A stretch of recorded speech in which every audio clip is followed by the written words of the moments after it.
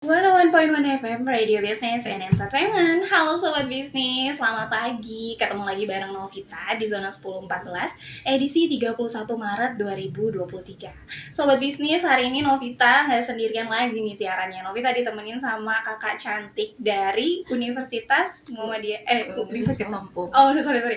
Universitas Lampung. Nah, Sobat Bisnis, kita hari ini bakal bahas banyak banget tentang pengalaman kakaknya, terus juga prestasi-prestasi yang tentunya bisa menginspirasi sobat bisnis di rumah. Kak, boleh kenalan dulu nggak nih? Namanya siapa?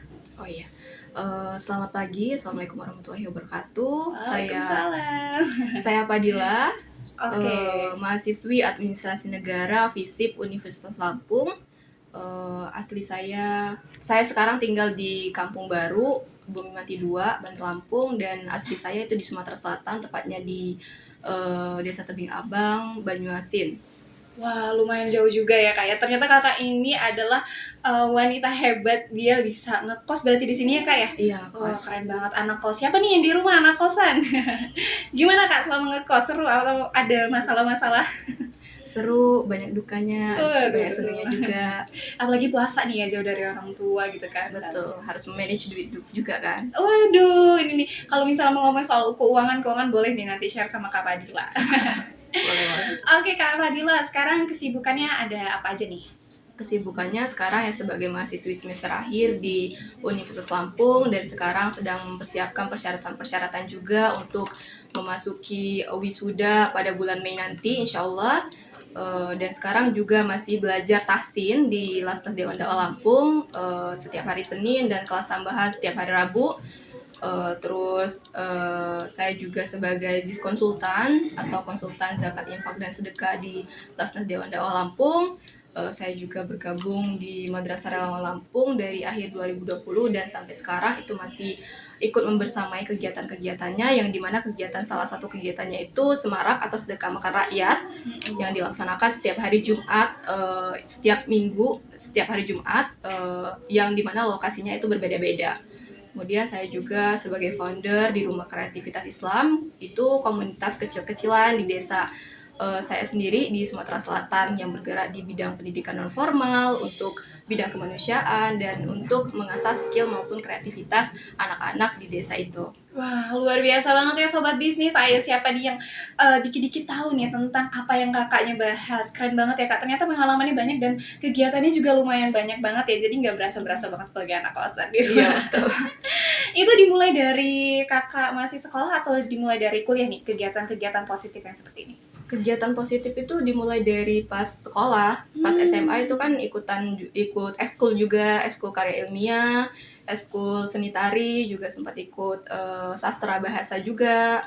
Wow, luar biasa banget ya Sobat Bisnis di rumah. Siapa nih yang mau ikutan sama kakaknya, melakukan hal-hal yang positif dan bisa belajar bareng, mungkin share-nya ya Kak ya? Boleh. Wah, keren banget. Itu udah berlangsung selama berapa lama tuh Pak? Kira-kira kegiatan-kegiatan seperti ini? Dari awal kuliah kah? Dari awal kuliah, kalau ada organisasi-organisasi internal kampus itu dari awal kuliah. Kayak saya juga ikut Himagara, Himpunan Mahasiswa Administrasi Negara, di bidang MIKAT waktu itu. MIKAT itu minat dan bakat, dan kemudian juga organisasi fakultas juga, LDK fakultas, yakni FISIP atau Forum Studi Pengembangan Islam, di mana saya di situ sebagai staf ahli bidang kemuslimahan, dan juga ada juga ikut organisasi BEM Universitas Lampung. Di situ saya sebagai staf ahli di Kementerian Pergerakan dan Pemberdayaan Wanita, dan kemudian ditunjuk sebagai ketua bidang humas di Kementerian PPW itu. Wow, luar biasa banget. Artinya kakak ini selama di sekolah, maksudnya selama di kampus, ya selama di kampus bukan mahasiswa kupu-kupu ya kak ya. Nah, gimana nih fenomena tentang mahasiswa kupu-kupu dan kura-kura? Tahu kan ya? Iya, kuliah pulang atau kuliah rapat ya. Iya, gimana tuh kak? Iya, menurutku ya tidak masalah mahasiswa yang kuliah pulang, asalkan ya pulangnya melakukan aktivitas yang positif, jangan hanya rebahan, bermalas-malasan. Dan untuk mahasiswa yang kuliah rapat itu menurut saya ya keren, karena mereka bisa membagi waktu, memanage waktu antara kuliah, organisasi maupun aktivitas-aktivitas lainnya. Wah, luar biasa banget ya Sobat Bisnis. Masih penasaran nggak nih sama ceritanya Kak Padila? Nanti kita bakal bahas-bahas lagi, kita bakal ngobrol-ngobrol lagi setelah lagu yang satu ini. Tetap di 101,1 FM, Radio Business and Entertainment. 101.1 FM Radio Business and Entertainment, masih sama Novita dan juga Kak Fadila di sini. Kita masih bahas seputar tentang perkuliahan, terus juga tentang hal-hal positif lainnya yang bisa membangun diri. Apalagi kan kalau sebagai perempuan kan dianggap kayak udahlah perempuan di rumah aja gitu. Atau mungkin perempuan udahlah nggak usah aneh-aneh. Tapi di sini Kak Fadila mau ngasih share ke kita nih kalau misalnya hal tersebut itu bisa kita pangkas karena perempuan juga bisa berkarya gitu ya nggak sih Kak? Betul. Oke Kak, lanjut dari pertanyaan yang tadi, aku mau tanya nih, kan kakak tadi udah bahas banyak kegiatan nih Kak ya. Nah, banyak juga kan mahasiswa-mahasiswa tuh mikir kalau udahlah organisasi itu nggak penting gitu ya kan. Nah, kalau menurut Kak Fadila sendiri, organisasi itu penting nggak sih Kak? Ya, menurut saya organisasi itu penting dan bahkan sangat-sangat penting, karena sebagai mahasiswa terutama kita tentunya pengen bertumbuh dengan baik melalui berbagai ilmu pengetahuan maupun pengalaman-pengalaman yang positif. Nah, jadi jika kita ingin bertumbuh dengan baik sedemikian rupa itu, maka kita juga membutuhkan pengetahuan-pengetahuan yang tidak hanya didapatkan di dalam bangku perkuliahan atau di dalam kelas atau di jurusan saja, tetapi juga melalui organisasi, baik organisasi internal maupun organisasi eksternal di luar kampus. Melalui organisasi itu juga kita kan akan belajar berkomunikasi dengan banyak orang, dengan banyak orang yang dimana angkatannya berbeda maupun angkatannya sama, terus jurusan-jurusan yang berbeda, fakultas yang berbeda. Jadi pasti jurusan yang berbeda, fakultas yang berbeda tentu akan memiliki perbedaan pemikiran, pandangan, pengetahuan, dan pengalaman, dan bahkan pengalamannya bisa lebih dari kita. Dan dari situ kita benar-benar sangat bisa belajar, dapat pengetahuan-pengetahuan baru, dan bisa bertumbuh dengan baik melalui organisasi itu. Wah, ternyata gitu ya Sobat Bisnis, bahwa organisasi itu bukan hanya sekedar organisasi di kampus tapi juga membawa efek baik buat kita di masa depan gitu kan. Apalagi sekarang itu banyak orang yang berpendapat bahwa connecting itu penting, ya kan, betul ya. Connecting itu penting karena kita nggak tahu nih ke depannya kita bakal gimana dan bertemu dengan siapa gitu ya kan ya.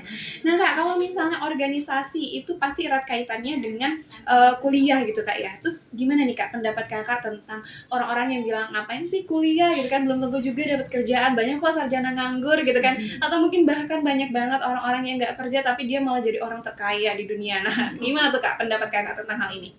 Ya, pendapat saya tentang hal ini ya memang ada benarnya juga di satu sisi ya, sisi memang ada benarnya ya, tanpa berpendidikan ya orang lain juga bisa kerja. Ya masa tidak berpendidikan terus orang nganggur, tidak bisa melakukan aktivitas lainnya kan. Tapi jika kita buat perbandingan antara orang-orang kaya di dunia, ada berapa banyak kan orang-orang kaya, orang-orang sukses di dunia ini yang bisa meraih kesuksesan itu menjadi miliarder misalkan tanpa berpendidikan tinggi, gitu kan perbandingannya. Dan berapa banyak juga orang-orang yang menduduki seperti direktur, menteri-menteri, bahkan bupati-bupati, gubernur-gubernur, orang-orang yang dan lain-lain, orang-orang yang bisa memiliki kedudukan di perusahaan-perusahaan maupun pemerintahan itu. Berapa banyak ada berapa orang yang tidak berpendidikan tinggi kan, rata-rata semuanya berpendidikan tinggi. Jadi kita jangan mengklaim atau berpandangan hanya dengan melihat satu atau dua orang, yang beberapa orang lah yang sukses, yang bisa meraih kesuksesannya tanpa berpendidikan tinggi. Karena menurut saya ya pendidikan itu sangat penting, dan bahkan dalam ajaran kita, ajaran agama Islam kan, Allah Subhanahu wa Ta'ala itu sangat-sangat mendorong kita untuk selalu mencari ilmu, selalu menuntut ilmu. Ya salah satunya ilmu itu bisa didapatkan dengan sangat-sangat efektif dengan kita berpendidikan tinggi kayak gitu. Iya, betul banget tuh sobat bisnis. Jadi jangan terlalu mengasumsikan sesuatu ya. Jadi untuk mengambil sisi positifnya aja. Nah, Kakak ini kan sangat apa sih organisasi banget gitu ya. Maksudnya kayak benar-benar anak yang aktif banget. Nah, Kakak ini udah banyak ikut event-event apa nih Kak selain dari organisasi kampusnya? Event-event ya, saya juga ikut event-event dan lomba-lomba selain mengikuti organisasi itu ya. Saya pernah mendapatkan sebagai esai terpilih tingkat nasional pada tahun 2018. Kemudian event MUN juga seperti Asian Youth International Model United Nation, terus juga event konferensi nasional juga, Indonesian Youth Conference and Violence tahun 2022. Kemudian juga mendapatkan award sebagai honorable mention, dan kemudian event Nimun itu mendapatkan award sebagai kategori verbal communication. Wow, luar biasa banget sobat bisnis, event-event yang udah kakak ini ikutin. Ya banyak banget ya sebenarnya pengalaman-pengalaman yang bisa kita kulik dan kita upas lagi nih ya. Karena kan hal-hal seperti ini, hal positif harus banget kita share, harus banget kita bagikan ke sobat bisnis di rumah. Karena apa? Karena itu sebuah prestasi dan bisa menginspirasi tentunya ya kak ya. Oke sobat bisnis di rumah, kita bakal lanjut lagi dengan pertanyaan-pertanyaan yang selanjutnya. Jangan pernah bosan ya. Tetap stay tune di 101,1 FM Radio Business and Entertainment. Nah lagu yang satu ini bisa bikin kalian semangat di rumah nih. Check it out. 101.1 FM Radio Business and Entertainment, masih bersama Novita di sini dan juga Kak Fadila dari mahasiswi Universitas Lampung, jurusan Ilmu Administrasi Negara, yang tentunya di sini banyak banget inspirasi yang bisa di-share gitu kan. Lanjut dari pertanyaan yang tadi nih Kak.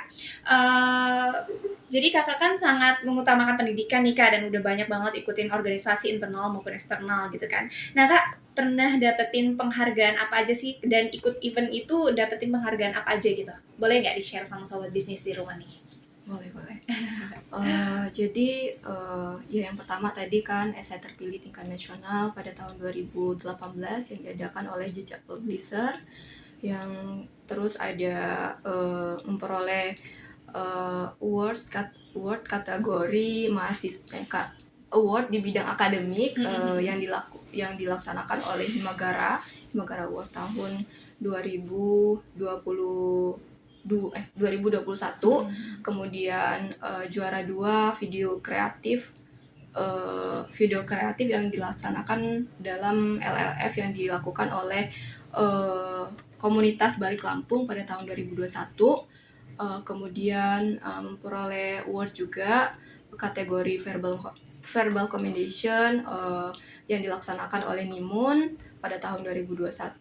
Kemudian sebagai delegasi juga, delegasi Interpol dalam Asian Youth International Model United Nation pada tahun 2021, dan juga memperoleh award juga kategori honorable mention pada tahun 2022 kemarin sebagai honorable mention yang dilaksanakan oleh Katalisator Muda Indonesia. Wah, luar biasa, banyak banget ya Kak ya. Ada nggak sih Kak cara-cara yang Kakak pakai gitu, atau mungkin cara jitu, entah itu ikut organisasi atau mungkin ada mungkin perkumpulan di luar yang bisa bikin Kakak tuh jadi bisa ikut dengan penghargaan event-event ini sehingga bisa dapetin penghargaan gitu, gimana caranya Kak?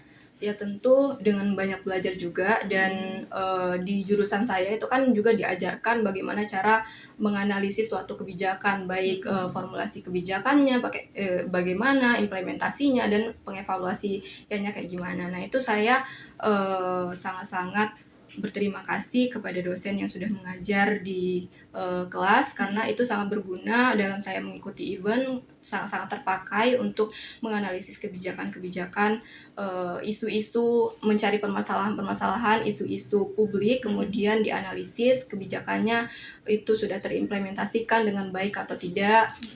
Kemudian tentunya saya juga tidak langsung mendapatkan penghargaan itu, sebenarnya juga banyak kegagalan-kegagalan lainnya. Nah, jadi di situ juga belajar mengimprove apa saja yang harus diperbaiki, mulai dari penulisan karya ilmiah, termasuk penulisan esai, kemudian ya tentunya kemudian kita juga jangan sampai merasa langsung berbangga diri setelah mendapatkan penghargaan itu, karena kita juga bisa karena Allah memampukan kita Iya, gitu, iya, bukan betul karena banget. kita hebat kan. Iya, iya. Nah, Kak, kalau mungkin ada nggak tips and triknya gimana caranya untuk memanajemen waktu dari yang Kakak organisasi, kuliah, juga ikut-ikutin event ini? Ada nggak, Kak, tips and trik yang bisa dibagiin? Tips dan triknya ya, kalau Mm-mm. saya itu membuat skala prioritas. Jadi membuat skala prioritas, dan kemudian saya juga membuat buku untuk manajemen waktu. Dan itu setiap malam itu saya selalu muhasabah. Buku itu berisikan kegiatan-kegiatan apa saja yang harus saya lakukan gitu untuk mencapai target-target yang sudah saya tetapkan di skala prioritas saya gitu kan. Jadi setiap malam itu muhasabah tentunya, dan menceklis kegiatan-kegiatan apa saja yang sudah saya lakukan, dan jika belum maksimal berarti hari berikutnya ya harus lebih semangat lagi mengoptimalkan waktu saya untuk melakukan kegiatan-kegiatan itu. Dan tentunya kunci utamanya sebelum membuat skala prioritas, kita juga harus tahu niat kita tuh apa, tujuan utama dan tujuan besar kita itu apa. Jadinya dengan setelah mengetahui tujuan utama kita itu apa, tujuan besar kita itu apa, maka kita dapat baru bisa menstrukturkan target-target kecil yang dapat mendorong kita ke tujuan yang besar itu. Jadi target-target yang kita buat dalam skala prioritas bukan hanya target-target yang harus dicapai saja, tetapi juga target-target yang harus dicapai dan dapat mendorong tujuan besar itu. Seperti itu. Luar biasa banget ya. Terakhir nih, Kak, ada nggak pesan-pesan untuk anak muda di luar sana gitu kan, yang saat ini masih kayak kebingungan mau ngapain gitu, ada nggak pesan-pesannya, Kak? Gimana nih? Pesannya ya untuk anak-anak muda sekarang ya optimalkan waktu kalian, dan jangan membuat banyak kesalahan atau kemungkinan penyesalan yang akan dihadapi ke depannya gitu kan, hanya karena dengan kata malas. Jadi tetap memaksimalkan waktu dengan cara memelihara energi positif, baik pikiran, niatnya itu diluruskan, dan tindakan-tindakan maupun ucapannya itu harus dipelihara positif, maka impact kedepannya juga akan positif juga buat diri kita, seperti itu. Wah, luar biasa banget ya Sobat Bisnis. Kita udah ditemenin sama Kak Fadila selama kurang lebih hampir 1 jam nih ya. Nah, mungkin kita sampai di sini dulu untuk berbincang-bincangnya ya, Kak ya. Nanti kita bakal bahas-bahas banyak lagi di lain waktu gitu ya, Kak. Terima kasih buat Kak Fadila yang udah mampir ke sini dan udah berbagi pengalamannya. Semoga Sobat Bisnis di rumah bisa langsung terinspirasi nih mau apa setelah ini gitu ya kan ya. Kak Fadila, sekali lagi terima kasih banyak ya untuk waktunya. Iya, terima kasih. Iya. Nah, Sobat Bisnis, mungkin gitu dulu ya untuk talk show kita pada hari ini. Tapi Sobat Bisnis harus tetap stay tune di 101,1 FM, karena setelah ini Novita bakal share tentang informasi-informasi update untuk hari Jumat kalian. Jadi tetap stay tune di 101,1 FM, Radio Business and Entertainment. Lagu yang terakhir nih untuk menutup talk show kita pada hari ini, lagu Kahitna Cantik.